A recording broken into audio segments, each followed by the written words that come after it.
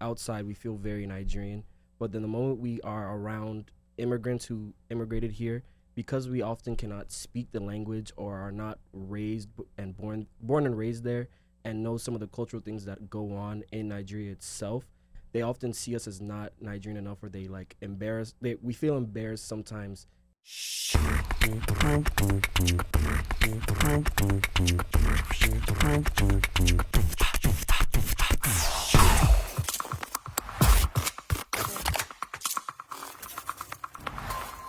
And then now to get us started, now America, unlike what America wants the world to believe, is a racially and ethnically stratified society.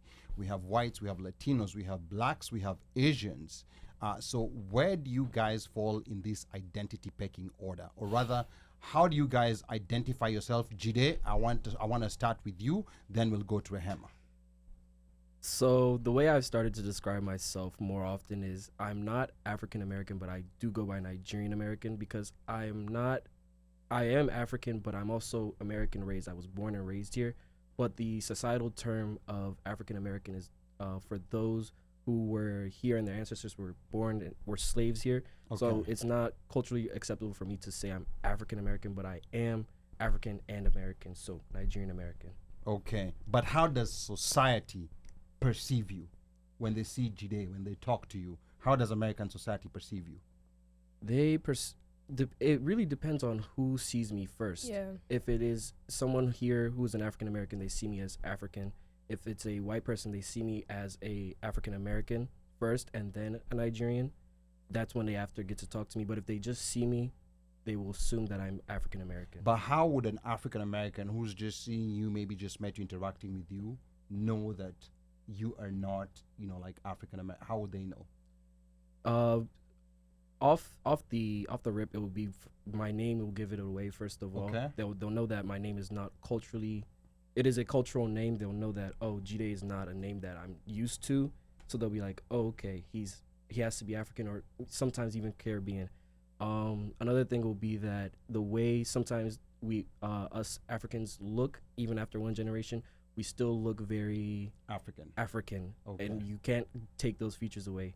Okay. So that's one thing that does give it away. Like the way East Africans have foreheads. Rehema. They didn't want to go there. Rehema. Yes. Identity. African American, African. Like how do you identify yourself? How does society perceive you? Yeah, like I think it's similar to what Jide said, because it's like claiming the African American title. I don't think that's our place, only because of like the connotation and like who African Americans are in America. Mm-hmm. Now, like I understand the whole thing of like, oh, like in America, like we're all black, like it doesn't even really matter, but the nuance behind like our culture and also like how we're perceived by other people, I just usually say like, yeah, like I'm American, but my parents are from Kenya, so like I'm Kenyan American. That's usually how I explain my identity. Okay, and what about your parents? How do parents perceive, because America is a racial country. Mm-hmm. There's issues about like racism, for example. How do your parents perceive that as compared to how you perceive it?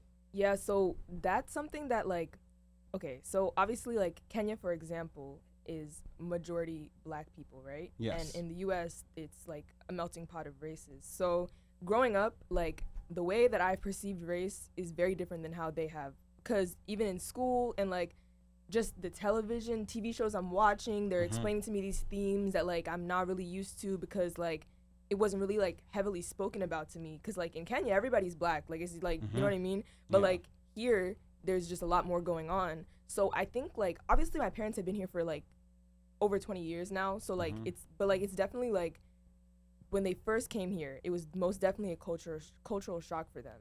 Okay. And for me, it's just how I've been raised. So I've just had to like, I don't want to say like meet them halfway, but like definitely like explain my experience with certain things they probably never even thought about when it comes to race in the U.S. Okay, all right, that's interesting. I can see a couple of comments here coming in. I'm gonna go ahead and like just sample out some of the things that people are saying here.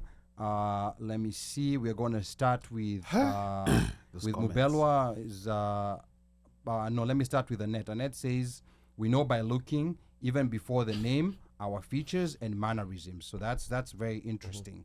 So I think Omosh sometimes tries to like hide himself as an African American, but I think the mannerisms give him away. They give him away. That guy. Why am I being placed in this box that you guys? No. Don't worry. We're gonna have a show about that. About how I hide my identity. We're gonna Jide, watch yourself. Watch yourself. Wait. Yeah. And then Okay, never mind, I can't we laugh. have Ashley Maingi says, what about the Nigerian community? Do you feel isolated, like you're not Nigerian enough to be Nigerian? I hope my question makes sense. Jide. Wow. That is a lot of us. For us children, we often feel too Nigerian. Okay, I'll say that in a sphere of outside, we feel very Nigerian. But then the moment we are around immigrants who immigrated here, because we often cannot speak the language or are not raised and born and raised there and know some of the cultural things that go on in Nigeria itself, they often see us as not Nigerian enough, or they like embarrassed. We feel embarrassed sometimes, but especially when we can't speak the language, and we also feel like it's not our fault we can't speak the language, because it was our parents' job to teach us the language. Yep.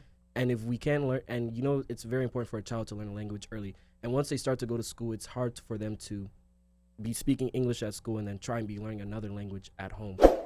Parents, I hope you're listening. But here, Wow. but I have something to say here, experimentally, because I come from a family of American-born children who speak Kiswahili.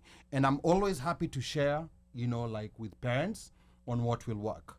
The first thing, the parent must have the intention. If the parent does not have an intention of their child learning the language, then that child is not going to speak that language. So that's a very important key element. From a lot of parents I've spoken to, I think there's a lot of Kenyan parents especially who want their kids to learn the language. But I think this being a first generation, they just had that assumption that the kid is going to learn, maybe through osmosis or through something. There's that assumption. But clearly, I think now we've stayed here long enough to know that things just don't happen. But there's a method to this. There's a method to teaching your child, like a language. And another thing that I always tell parents is that don't worry about your child's ability to speak English. His ability or her ability to speak English is not going to be hampered by you teaching them a new language. There's that assumption that sometimes is there, but that's not entirely true. And I think language. Rehema, what has been your relationship to the language part? You see Jide saying that there's the embarrassment part of where, you're meeting with your country people and you can't speak the language. And in Kenya, it's complicated because there's multiple languages you're navigating, there's your ethnic language, and then there's the national language, Kiswahili, and sometimes they are all used interchangeably. I think it's only in Kenya where 4 languages can be used in 2 sentences, and it makes sense to the people who understand. Rehema. So similar to Jide, there's definitely a sense of embarrassment for sure, because it's like you want to be able to speak, like you want to be able to understand, because you look Kenyan, you eat the Kenyan food, you listen to the Kenyan music, but then you can't communicate, and it's like it's embarrassing. But I think like it also stems, this is something that I've actually been thinking about recently, if it's more so like our parents who did not like I guess emphasize for us to learn the language at a young age, I wonder if it's because like they were too busy emphasizing like the assimilation into American culture. They were coming here, they were freshly here, they were going to school, they're working all these jobs, and it was like, let's not do this now, let's do that later. Right now, let's worry about making sure they're okay here. Let's make sure we know how to raise our kids here. Let's make sure we have food on the table, etc. I feel like when I was younger, I used to be like very like, wow, like I wish I could speak Swahili. But I feel like the older I'm getting, the more I can kind of understand why it was difficult. Like, I used to really always ask my dad, like, why didn't you teach me? Because because my family, like, we also speak Kikuyu, and I can understand Kikuyu, like, very well, but speaking is just a little, but then Swahili, like, I don't know that language, right? So I find it, like, when I go home to Kenya, and I'm talking to my cousins and stuff, and they speak Swahili, or like they speak like, what is the word for like the English and Swahili combined? Sheng. They'll speak Sheng, and I'm trying to keep up, and I have no idea what's going on. There's a new one called Shembeteng. Oh, Yeah. like I don't know what any of that means. So it's like I'm trying to keep up, but then when I'm talking to my shosho and she's telling me like things in Kikuyu, I'm like, okay, like I know what's going on. I feel controlled, but like I still like am envious of the way my cousins are able to like flow in and out with Swahili. We're able to go to like Naivas, and they're telling the people there what they want. They're looking for their bread and everything. I'm just like, I don't know what's going on. Okay. But I do think now I'm becoming more understanding.